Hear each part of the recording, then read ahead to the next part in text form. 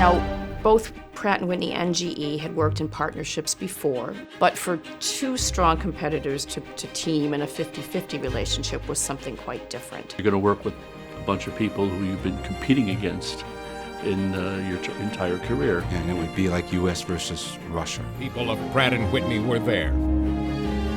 When the commercial airline industry was ready for the jet age, the people of Pratt and Whitney provided the thrust.